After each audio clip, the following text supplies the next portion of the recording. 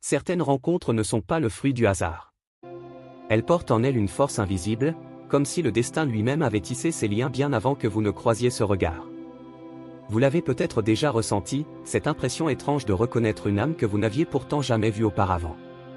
Comme si le temps s'arrêtait, comme si quelque chose en vous savait, avant même que votre raison ne comprenne.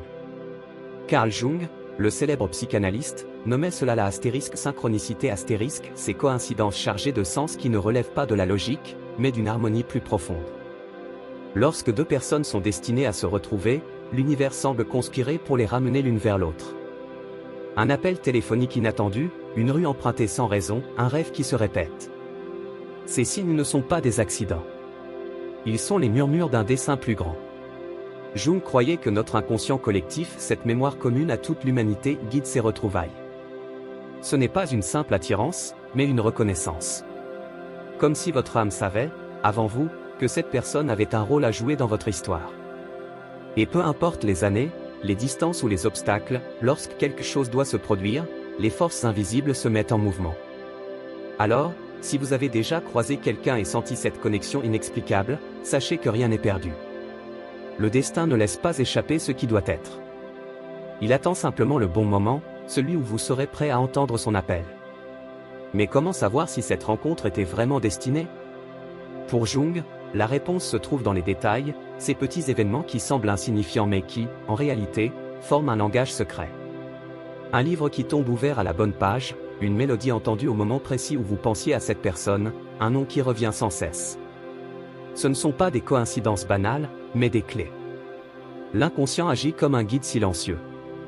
Il attire votre attention sur ce qui compte vraiment, même lorsque votre esprit rationnel refuse de le voir. Parfois, vous résistez. Vous essayez d'oublier, de tourner la page, mais quelque chose vous ramène toujours vers cette mémoire, vers cette présence qui ne vous a jamais vraiment quitté. Pourquoi? Parce que certaines connexions ne peuvent être rompues. Elles font partie de votre voyage, de votre croissance. Jung expliquait que ces retrouvailles ne sont pas toujours douces. Parfois, elles surgissent dans le chaos, au milieu d'une crise ou d'un bouleversement. Parce que c'est souvent lorsque nous sommes perdus que nous sommes le plus ouverts au message de l'âme. Alors, si vous vous sentez tiré vers quelqu'un sans raison logique, ne cherchez pas à tout expliquer. Écoutez plutôt cette intuition. Elle sait ce que vous ignorez encore. Lorsque deux âmes sont liées par un fil invisible, même la plus longue séparation ne peut briser ce qui doit se réunir à nouveau. Vous avez peut-être vécu cette expérience troublante, après des années sans contact, cette personne réapparaît soudain dans votre vie, comme si le temps n'avait jamais existé. Jung voyait dans ces retrouvailles mystérieuses l'œuvre de ce qu'il appelait l'archétype de la conjonction, cette force primordiale qui pousse les opposés à s'unir pour former un tout. Ce phénomène dépasse la simple nostalgie. C'est comme si votre psyché avait gardé en mémoire cette connexion essentielle, attendant patiemment le moment propice pour la réactiver. Les anciens Grecs parlaient d'ananké, la nécessité divine. Les traditions orientales évoquent le karma. Peu importe le nom qu'on lui donne, cette loi invisible agit silencieusement, rapprochant ce qui doit être rapproché. Vous remarquerez d'ailleurs que ces retrouvailles surviennent souvent à un tournant de votre existence. Un changement de carrière, une perte, une prise de conscience, c'est lorsque vous êtes en mutation intérieure que l'univers semble vous envoyer ce rappel.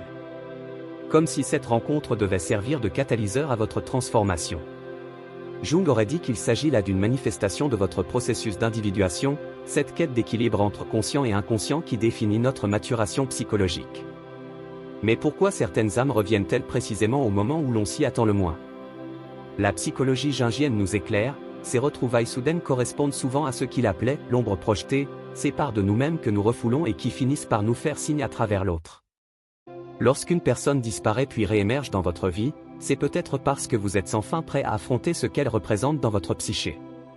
Ces retrouvailles ne sont jamais anodines. Elles surviennent lorsque votre inconscient a besoin de régler un compte inachevé, de terminer un apprentissage interrompu. Peut-être avez-vous changé, mûri, et cette personne vient maintenant tester votre nouvelle version. Jung rappelait que nous attirons toujours les expériences et les relations qui correspondent à notre état de conscience actuel. Le plus fascinant? Ces rencontres répétées suivent souvent une logique symbolique.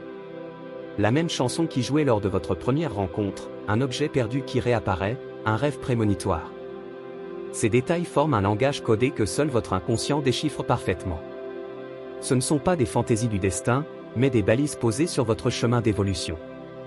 Lorsque le destin s'obstine à faire revenir quelqu'un sur votre chemin, il ne s'agit pas d'une simple répétition du passé. Jung y voyait plutôt une tentative de l'inconscient pour achever un processus interrompu. Ces retrouvailles successives forment ce qu'il nommait une spirale évolutive. Chaque nouvelle rencontre vous place devant la même énigme, mais à un niveau de conscience supérieur. Vous remarquerez d'ailleurs que ces retrouvailles se produisent rarement de la même manière. La première fois, c'était peut-être le hasard. La seconde, une coïncidence troublante. Mais à la troisième occurrence, vous commencez à percevoir le motif caché. Comme si l'univers vous offrait plusieurs chances de comprendre une leçon essentielle, chaque tentative étant légèrement plus claire que la précédente. Cette persistance du destin n'est pas une malédiction, mais une opportunité. Elle vous invite à dépasser vos anciens schémas, à transformer votre façon d'aimer, de comprendre et d'être en relation. Ceux qui persistent à voir ces retrouvailles comme un simple coup du sort passent à côté de leur véritable signification, une invitation pressante à grandir. Ces retrouvailles mystérieuses soulèvent une question fondamentale: sommes-nous vraiment libres, ou guidés par des forces qui nous dépassent? Jung apportait une réponse nuancée. Le destin, disait-il, n'est pas un chemin tracé d'avance, mais plutôt une série de portes qui s'ouvrent devant nous. Nous conservons toujours le choix de les franchir, ou de les ignorer. Lorsqu'une personne revient à plusieurs reprises dans votre vie, c'est comme si l'univers vous présentait une clé. Mais à vous de décider si vous l'utilisez. Certains appellent cela la loi de la résonance, nous attirons ce qui vibre à la même fréquence que notre être profond. Si quelqu'un persiste à revenir, c'est peut-être parce qu'une partie de vous, souvent inconsciente, continue d'appeler cette présence. Le véritable test n'est pas dans la rencontre elle-même, mais dans ce que vous en faites. Ces retrouvailles répétées vous demandent de sortir des automatismes, des vieilles blessures, des peurs familières. Elles vous challengent à aimer différemment, à voir l'autre, et vous-même, avec des yeux neufs. C'est là que réside le vrai miracle, non dans le fait de se retrouver, mais dans la capacité à transformer cette rencontre en quelque chose de nouveau. Alors, comment reconnaître quand ces retrouvailles sont véritablement destinées? La réponse se trouve dans ce sentiment profond de justesse, cette certitude viscérale qui dépasse la raison. Jung parlait du lumineux, cette expérience sacrée qui nous traverse lorsque nous touchons à une vérité plus grande que nous. Ces retrouvailles-là ne ressemblent à aucune autre, elles portent en elles une qualité particulière, comme si le temps lui-même retenait son souffle. Mais attention, le destin ne se manifeste jamais comme une fatalité. Il se présente plutôt comme une invitation à co-créer avec l'univers. Ces âmes qui reviennent ne sont pas là pour vous sauver ou vous compléter, mais pour vous rappeler votre propre pouvoir de transformation. Le véritable amour, dans la perspective jungienne, n'est pas possession mais révélation mutuelle. Si vous vivez cette expérience, observez les signes mais écoutez surtout votre sagesse intérieure. Parfois, le plus beau destin est celui que nous avons le courage de choisir. Comme l'écrivait Jung, qui regarde dehors rêve, qui regarde en dedans s'éveille. Ces retrouvailles mystérieuses ne sont au final qu'un miroir tendu vers votre âme, à vous d'y reconnaître le reflet de votre propre évolution.